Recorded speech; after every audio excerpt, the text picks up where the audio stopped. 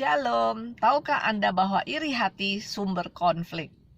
Firman Tuhan berbunyi demikian, aku khawatir akan adanya perselisihan, iri hati, amarah, kepentingan diri sendiri, fitnah, bisik-bisikan, keangkuhan, dan kerusuhan. 2 Korintus 12 ayat 20b. Jika kita memperhatikan keadaan dunia saat ini, banyak terjadi kekacauan, termasuk di Indonesia. Konflik, permusuhan, sengketa, baku hantam hampir setiap hari menghiasi layar kaca kita. Mengapa hal ini sering terjadi? Banyak faktor yang menyebabkan hal-hal tersebut di atas terjadi. Salah satu penyebabnya adalah iri hati. Iri hati seringkali menjadi penyebab tercabiknya kerukunan dan persatuan suatu komunitas. Karena iri hati, saudara bisa menjadi musuh.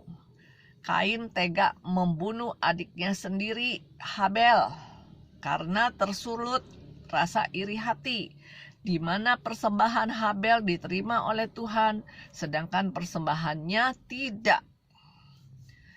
Karena orang lain lebih berhasil dalam pekerjaannya, seseorang menjadi panas hati sehingga ia merancang kejahatan untuk menghancurkannya. Orang yang tekun bekerja di kantor dicap sebagai orang yang suka cari muka pada pimpinannya. Jangan katakan kalau rasa iri hati itu hanya dilakukan oleh orang-orang dunia. Banyak juga orang Kristen yang belum terbebas dari roh iri hati. Melihat rekan sepelayanan lebih dipakai Tuhan, kita pun menjadi berang dan berusaha untuk menghasut orang dengan gosip-gosip miring tentang dia. Dalam suratnya, Yakobus menulis, sebab di mana ada iri hati dan mementingkan diri sendiri, di situ ada kekacauan dan segala macam perbuatan jahat. Yakobus 3 ayat 16. Itulah kenyataan yang terjadi dan sering melanda kehidupan manusia. Tidak sepatutnya di antara umat Tuhan saling iri hati, karena itu hanya akan mendatangkan segala macam perbuatan jahat. Siapa yang akan berjingkrak kegirangan jika di antara orang Kristen saling iri hati? Pastinya iblis.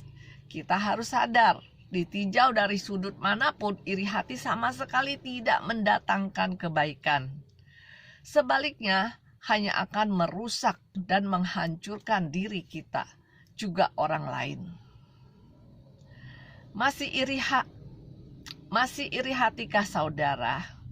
Tidak ada jalan lain. Harus segera bertobat, mohon pertolongan Roh Kudus, dan milikilah penyerahan diri kepada Tuhan. Pesan Tuhan kepada kita. Sebab jika di antara kamu ada iri hati dan perselisihan, bukanlah hal itu menunjukkan bahwa kamu manusia duniawi dan bahwa kamu hidup secara manusiawi. 1 Korintus 3 ayat 3b. Tuhan Yesus memberkati.